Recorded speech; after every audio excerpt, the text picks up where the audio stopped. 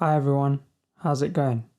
HKUHD here, and welcome to another video. So it's been around 6 months since the PS5 has been released. I just wanted to give you my thoughts about the things I like, dislike, or that need improvement. I have been fortunate to have this since its launch, and I can't believe how difficult they are still to get a hold of. So is it worth it? The short answer is yes, but stick around to find out more.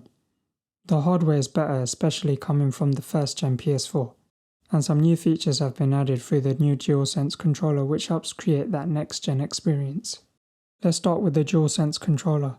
This is probably the most important part of the console, as this is how you interact with it. It's a little bit bigger and heavier than the previous DualShock 4.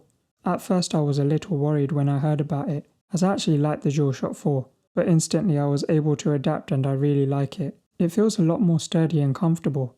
It actually makes you realise that the DualShock 4 may have been too small. Let's go through the new features. So first is the adaptive triggers. Wow.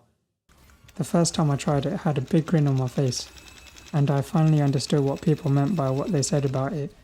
It's something you really need to try for yourself. This really adds a new dimension to the games, and I'm always looking forward to how developers integrate it within their games.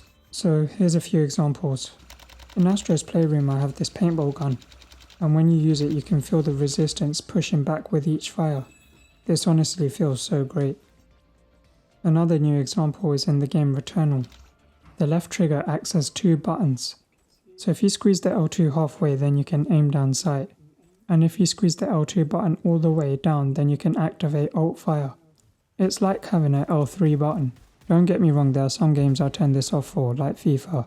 I would like more customization around turning this feature on and off for specific games rather than going through the menus. The haptics in the DualSense is also new and really makes you feel the environment you're in. Such as in Astro's Playroom, the textures on the ground feel different based on where you are. In Returnal you can feel the rain through the controller and it really helps create that immersive experience, not like the previous Rumble.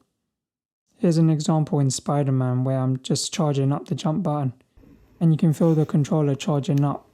Again, this is one of those things that need to be felt from the gamer.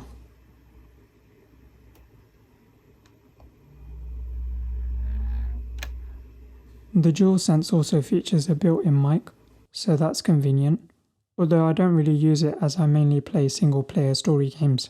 It also has motion controls. 3D audio is nice, although I'm waiting to be really blown away from it. In my experience, it is quite subtle. The rest of the controller features are the same as the DualShock 4, but for me the adaptive triggers and the haptics are a real game changer. Let's just quickly touch on the PS5 design. It looks like something out of space. It's not the usual black rectangle box. At first I wasn't sold as I was in favour of an all black console, but I've gotten used to it. The other thing you notice is its size and how big it is, so make sure you have the room for it. The console is incredibly quick with its SSD. Honestly, going back to an older generation console feels like going back to dial-up internet if you're old enough to know what that is. So I'm going to run a quick test to show you. Here I'm going to load up Spider-Man Miles Morales unedited.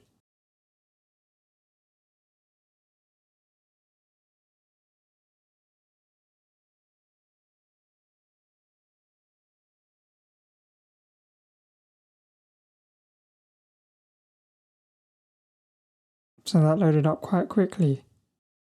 Another thing I wanted to point out is how quickly you can switch between games. Although it's not as good as Xbox's quick resume feature, this would have been quite useful for games like Returnal where you would start at the beginning when you close the game. Also, it's only useful if you buy your games digitally. But here you can really see the SSD shine. So here I've just got into Astro's Playroom.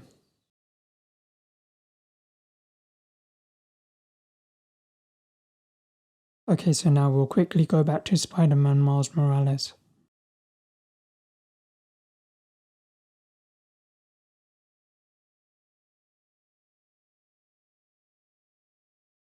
So it is quite effortless.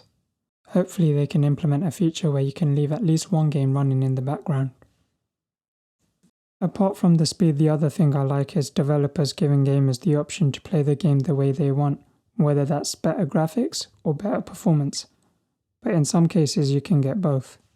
So for example, in Spider-Man we have Fidelity mode, we have Performance mode, and Performance RT. One of the problems we have with the PS5 is the limited storage capacity.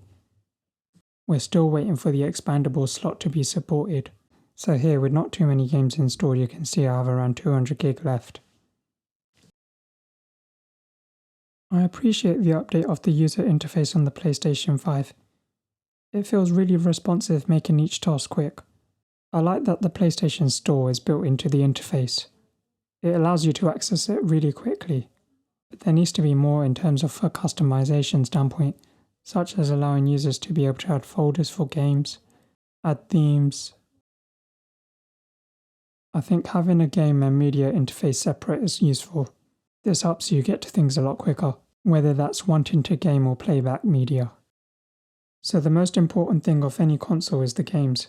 Having played on the console for the past 6 months, the games have looked and performed great. The first game I did play was Astro's Playroom.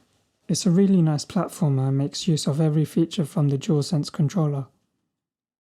The next game is Spider-Man Miles Morales, and this was a no-brainer for me having enjoyed the Spider-Man game on the PS4. It's a great game and looks and plays really well.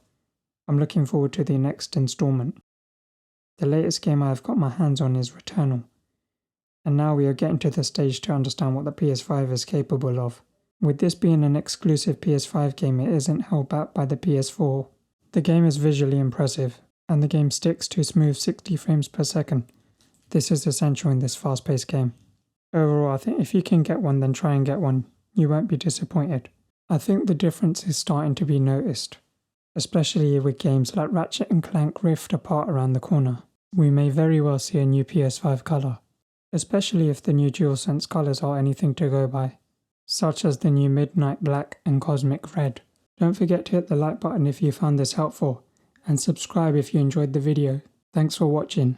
See you in the next one.